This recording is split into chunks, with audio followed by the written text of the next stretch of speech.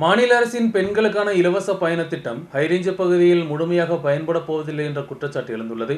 ஹைரேஞ்ச் பகுதியில் போதிய அளவில் KSRTC ஆர்டினரி சர்வீஸ்கள் இல்லாததால் திட்டம் முழுமையாக பயன்படுத்தப்படுமா என்ற கேள்விக்குறியும் எழுந்துள்ளது.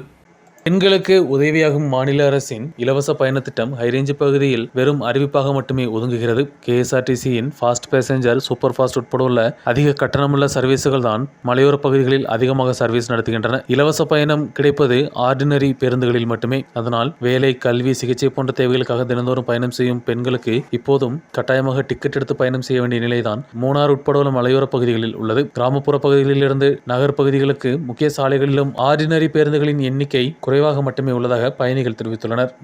ഇവിടെ KSRTC ഓർഡിനറി ബസ്സുകൾ കുറവാണ്. അപ്പോൾ ആ ബസ്സിൻ്റെ ദൗർലഭ്യം പരിഹരിക്കാൻ സർക്കാർ ഒരു നടപടി സ്വീകരിക്കണം. സർക്കാരിൻ്റെ ഭാഗത്തുനിന്ന് അനുകൂലമായ തീരുമാനം ഉണ്ടാകുമെന്ന് തന്നെ ഞങ്ങൾ പ്രതീക്ഷിക്കുന്നു. ഞങ്ങൾക്ക് വളരെയധികം സന്തോഷമുണ്ട്. കാരണം കേരളത്തിലെ സ്ത്രീകൾ കൂടുതലും കൃഷിക്കാരാണ്, കൃഷിപ്പണിയിൽ ആശ്രയിച്ച് ജീവിക്കുന്നവരാണ്. അവർക്ക് ഇങ്ങനൊരു സൗജന്യ യാത്ര കിട്ടിയത് വളരെ വളരെ വളരെ നല്ല കാര്യമാണ്.